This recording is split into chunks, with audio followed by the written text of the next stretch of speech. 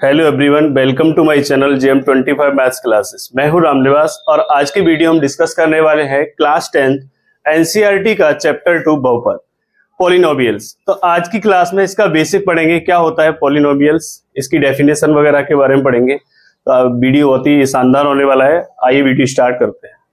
ठीक है, तो सबसे पहले क्या देखना है हमको, पॉलिनोमियल्स बहुपद क्या होता है। तो बहुपद की डेफिनेशन क्या होती है वो हमें जान लेना है।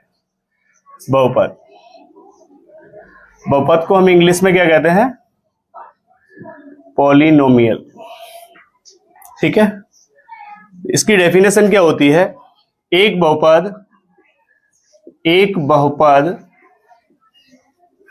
एक बीजीय व्यंजक होता है जिसमें एक या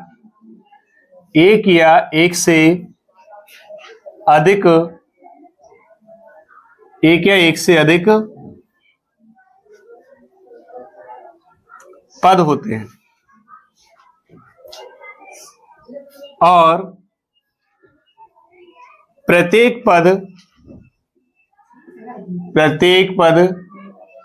के चर की जो घात होती है, चर की घात या पावर घात एक पूर्णांक संख्या होती है।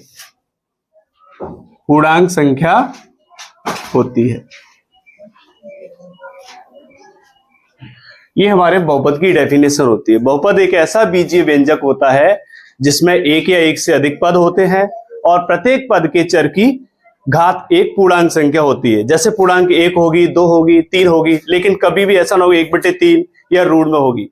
अगर 1/3 लिखा है, 1/2 लिखा है या अंडर रूट में लिखी है एक्स की घात, चर की घात, तो वो बहुपद होगा ही नहीं। ठीक है, तो बहुपद क्या होता है, बीजीय व्यंजक होता है। बीजीय व्यंजक का मतलब होता है संख्या और एक्स वाई जेड इनसे मिलकर बनता है, दोनों से कंबाइंड बनता है।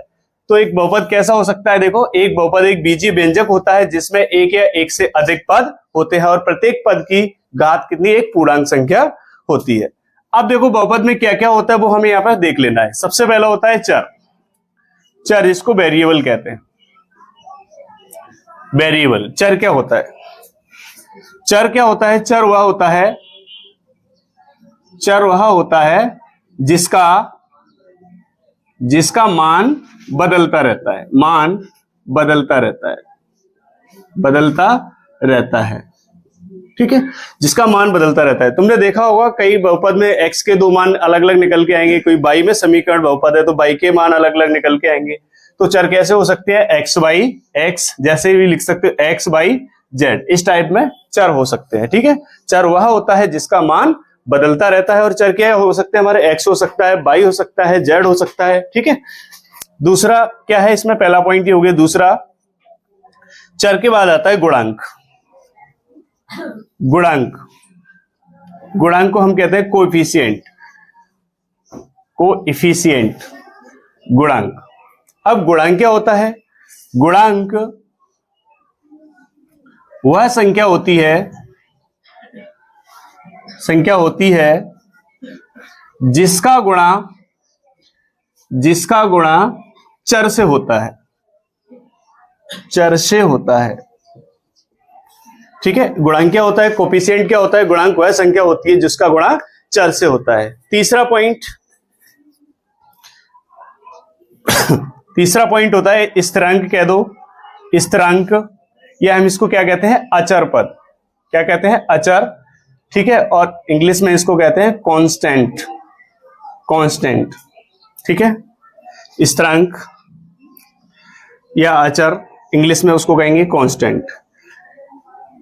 तो अचर वह संख्या होती है, अचर वह होता है जिसका मान कभी नहीं बदलता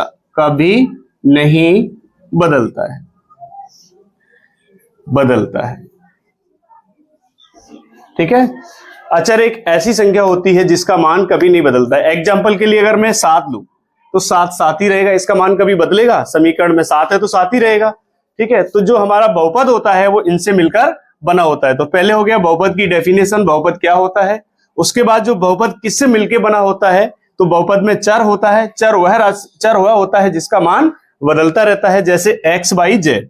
गुणांक कोफिशिएंट, गुणांक वह संख्या होती है जिसका चर से गुणा होता है, ठीक है। स्थिरांक या अचर पद कांस्टेंट, अचर वह होता है जिसका मान कभी नहीं बदलता है। इस डेफिनेशन के बाद में कोई सा भी एक एग्जांपल ले लेता हूं। देखो यहां पर मैंने ले लिया ऐसे ax² bx प्लस c, ये एक बहुपद हो गया, ये एक बहुपद है। अब इसमें हम देखेंगे ये जो x दिया है ये हमारा क्या है, चर है, वेरिएबल है। x हमेशा क्या कहलाएगा, चर कहलाएगा, वेरिएबल कहलाएगा, ठीक है। पहला काम हो गया, चर क्या होता है, x होता है, वो क्या होता है, चर होता है। दूसरा हमें गुणांक देखना है, तो यहां देखो चर x² से किसका गुणा हो रहा है, a, तो जो a है वो x² का क्या कहलाएगा, गुणांक कहलाएगा। और यहां पर देखो x के साथ किसका गुणा हो रहा है, b, तो b क्या कहलाएगा, x का गुणांक कहलाएगा। और c के साथ कोई भी चर नहीं है, तो ये जो c है वो हमेशा हमारा क्या कहलाता है, अचर कहलाता है। क्या कहलाता है, अचर कहलाता है।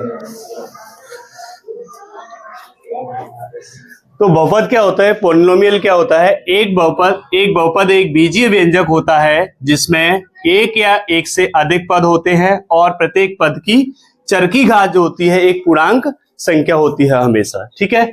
बहुपद किससे मिलकर बना होता है, बहुपद के घटक कौन से होते हैं ये लिख सकते हो। चर वेरिएबल होता है, चर वह होता है जिसका मान बदलता रहता है, ठीक है। दूसरा है गुणांक कोएफिशिएंट, गुणांक वह संख्या होती है जिसका गुणा चर से होता है। उसके बाद है अचर, स्थिरांक भी कहते हैं इसको। अचर वह होता है जिसका मान कभी नहीं बदलता है, ठीक है। तो ये हमारा एक बहुपद हो गया। एग्जांपल से इसको आगे देखते हैं, इसको मिटा देते हैं।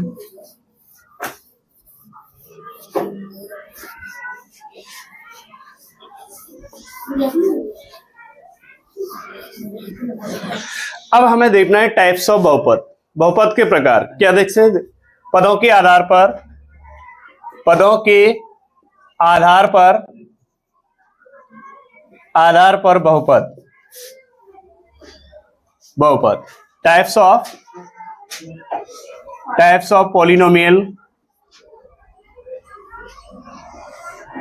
Types of polynomials based on पद को कहते हैं टर्म्स, बेस्ड ऑन टर्म्स, पदों के आधार पर बहुपद। तो पदों के आधार पर बहुपद कैसे होते हैं, एक पदी, दो पदी या त्रिपदी। तो हम पहला क्या होता है हमारा, एक पदी बहुपद होता है, एक पदी बहुपद। एक पदी बहुपद क्या होता है, इसको हम कहते हैं मोनोमियल,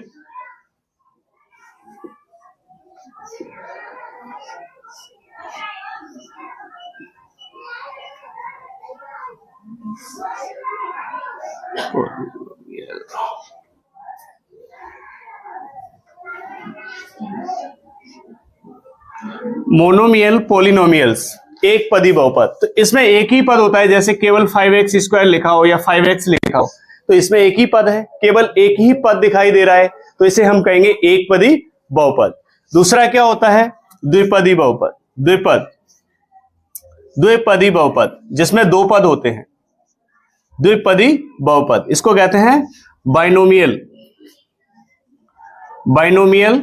पॉलिनोमियल्स। दो पद, जैसे लिखा है x² + 3, तो यहां पर देखो एक पद ये हो गया और एक ये हो गया, तो ये कैसा हो गया, द्विपद हो गया, ठीक है। तीसरा हमारा क्या होता है, त्रिपदी बहुपद।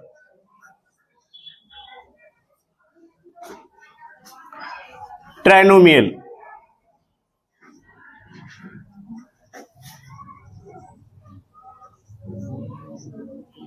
x² + 2x + 3, कुछ भी ले सकते हो, लेकिन तीन पद हैं। देखो यहाँ पे एक पद, दो और तीन, तो ये पहला वाला हमारा हो गया मोनोमियल, दूसरा वाला हो गया बाइनोमियल और तीसरा हो गया ट्राइनोमियल बहुपद, ठीक है। तो इन तीनों को नोट कर लीजिए, ये होता है पदों के आधार पर बहुपद।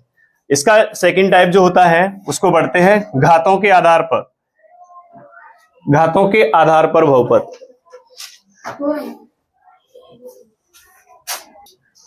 तो नेक्स्ट टाइप है हमारा घातों के आधार पर बहुपद। घातों के आधार पर बहुपद कैसे होते हैं? Types of polynomials based on power. ठीक है, तो पहला होता है हमारा क्या? रेखीय बहुपद, या रैखिक कह सकते हो, रैखिक बहुपद। ठीक है, रैखिक बहुपद।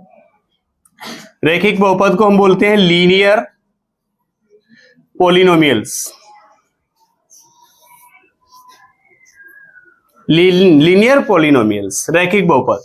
तो रैखिक बहुपद किस टाइप का होता है? ए एक्स प्लस बी, जिसमें एक्स की अधिकतम घात यानी एक्स की जो घात होती है वो क्या हो? एक हो, वो हमारा रैखिक बहुपद कहलाता है। यहां पर एक नहीं भी लिखा है तब भी एक्स की कितनी घात है? एक है, तो ये हमारा क्या हो गया? रैखिक बहुपद हो गया। यानी ए एक्स प्लस बी अगर रखा जाए 0 के बराबर तो ये हमारा कैसा है? रैखिक बहुपद है। और इसका जो शून्यक निकल के आएगा वो कितने निकल के होंगे? इसका शून्य कितना होगा? 1।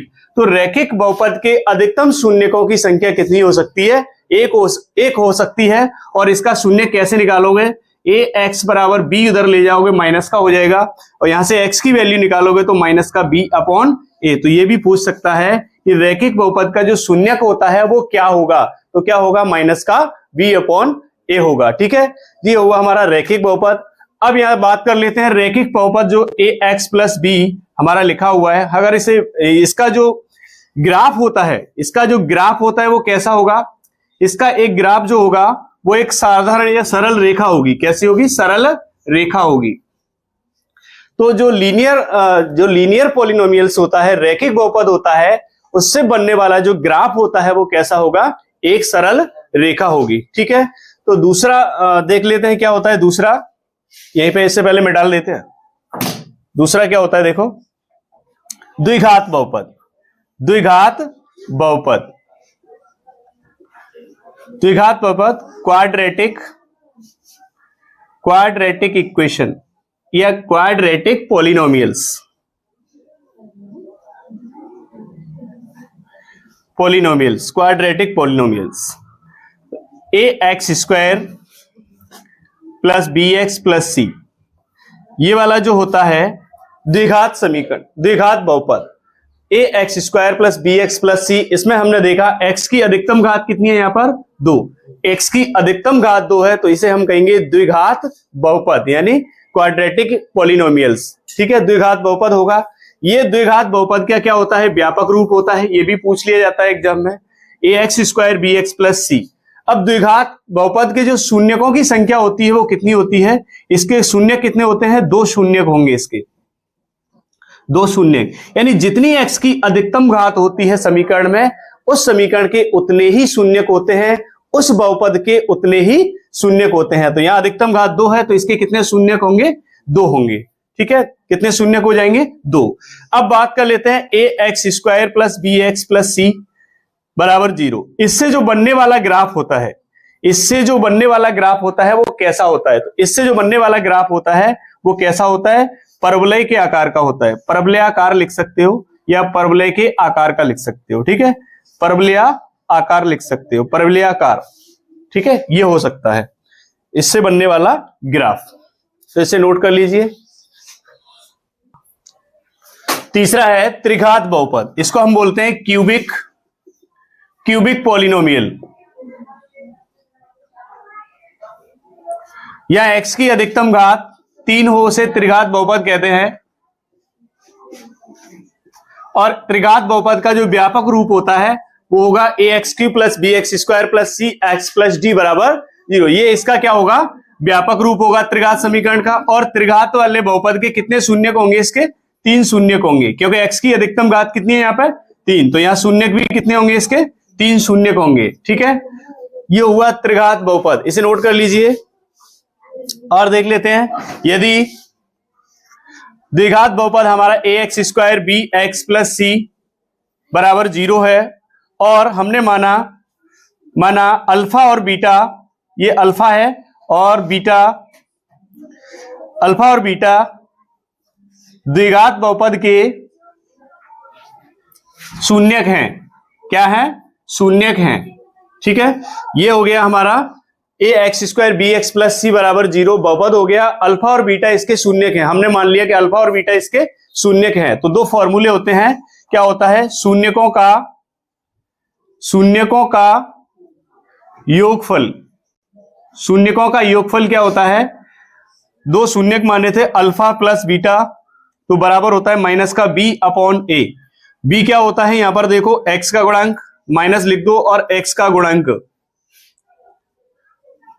ए क्या होता है, एक्स स्क्वायर का गुणांक।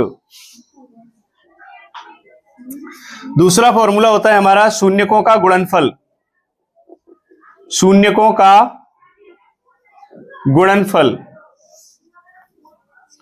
शून्यक दो अल्फा बीटा, तो अल्फा डॉट बीटा हो जाएगा सी अपॉन ए। सी क्या होता है, अचर पद होता है, और ए क्या होता है, एक्स स्क्वायर का गुणांक होता है। ठीक है, ये दो फॉर्मूले हो गए, शून्यकों का योगफल और शून्यकों का गुणनफल। ये दोनों फॉर्मूले नोट कर लीजिए। अगर वीडियो पसंद आया है तो इसे लाइक करना, कमेंट करना और हमारे चैनल को सब्सक्राइब कर लेना। वीडियो देखने के लिए थैंक यू।